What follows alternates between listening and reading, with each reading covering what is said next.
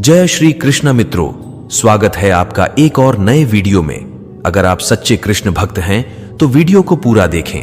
Video को आधा अधूरा छोड़कर भगवान श्री कृष्ण का अनादर न करें।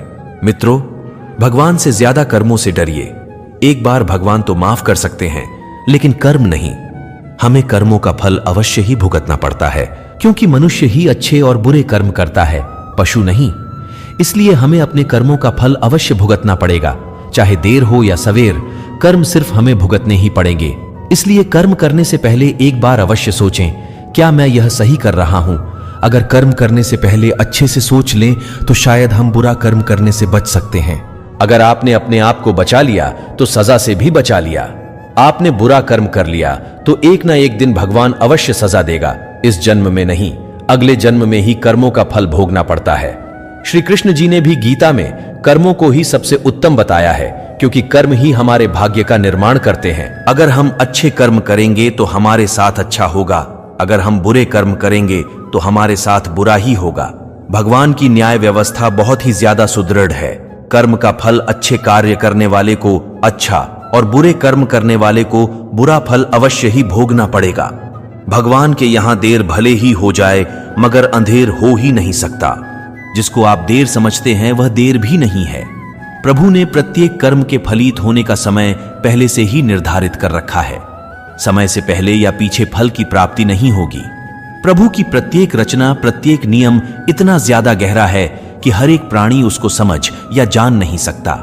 आज जो कर्म हम कर रहे हैं, परिपक्व होकर उनसे ही हमारे भाग्य की रचना होती है। हमारे भाग्य के निर्माता हम खुद ही है, और प्रत्येक मनुष्य को उसके भाग्य के अनुसार उसे फल या कुफल अवश्य भोगना पड़ेगा ही। इस समय हम जो दुख भुगत रहे हैं, ये हमारे ही पिछले जन्मों का या इसी जन्म के हमारे किए गए पुण्यों या बुरे कर्मों का, पापों का फल है। प्रभु को दोष नहीं देना चाहिए। भगवान का एक विधान यह है कि हमारे कर्म, विचार और भावना के अनुसार ही हमें सुख या दुख की प्राप्ति होगी, और वह सुख या दुख हमें खुद को ही भोगना पड़ेगा। मनुष्य के कब किए हुए पाप का फल कब मिलेगा, इसका कुछ पता नहीं। भगवान का विधान विचित्र है। जब तक पुराने पुण्य प्रबल रहते हैं, उग्र पाप का फल भी तत्काल नहीं मिलता। जब पुराने पुण्य खत्म होते हैं, तब पाप की बारी आती है। मगर सत्संग दंड को कम करा सकता है, या फिर कुछ प्रसाद के रूप में भी दे सकता है। अपने दुखों को हंस हंस झेलो या रोकर झेलो, यह हमारे कर्मों का फल तो हमें अवश्य भोगना ही पड़ेगा। फिर रोकर क्यों झेले? रोने से कष्ट दुगना हो जाता है और हंसते हंसते रहने से आधा हो जाता है। जिस दिन पाप कर्म हो जाए तो अगले दिन उपवास रखो। यह एक उत्तम, यह कर्म भूमि है। कर्म तो करना पड़ेगा, कर्म नहीं करोगे तो पाप चढ़ेगा। जैसा कार्य कर्म होगा वैसा ही फल भी भोगना पड़ेगा। फिर दुष्कर्म क्यों करें? प्रत्येक कर्म प्रभु को याद करके करेंगे, तभी अच्छे फल ही भोगेंगे।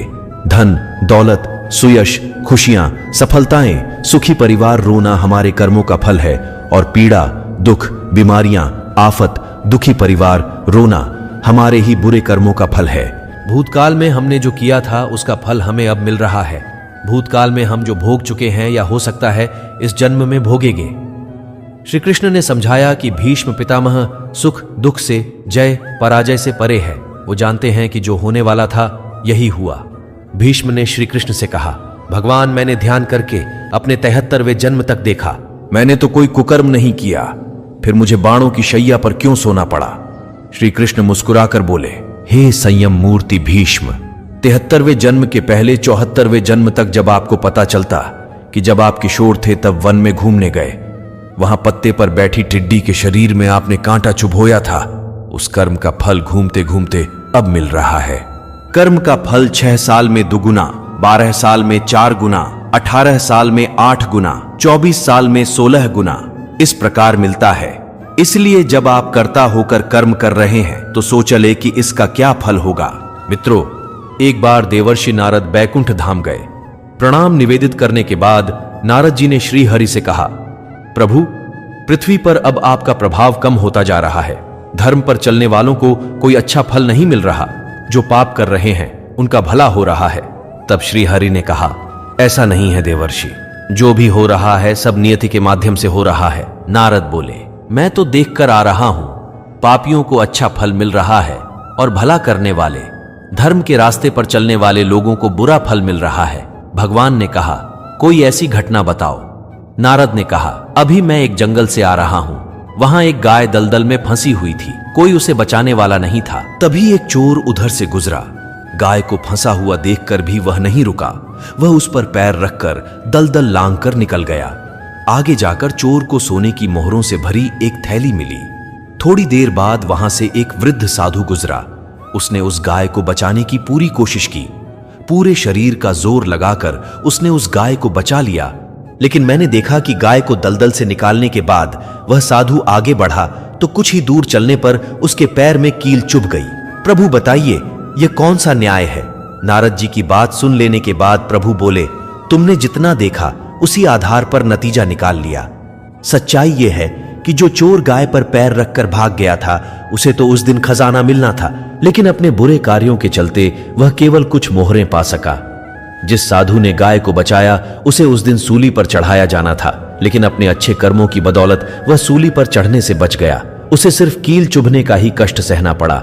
इसलिए मित्रों, हमें अच्छे कर्म करना चाहिए। मित्रों, वीडियो अच्छा लगा हो तो लाइक करें, शेयर करें, चैनल को सब्सक्राइब करें और कमेंट में जय श्री कृष्णा जरूर लिखें। धन्यवाद।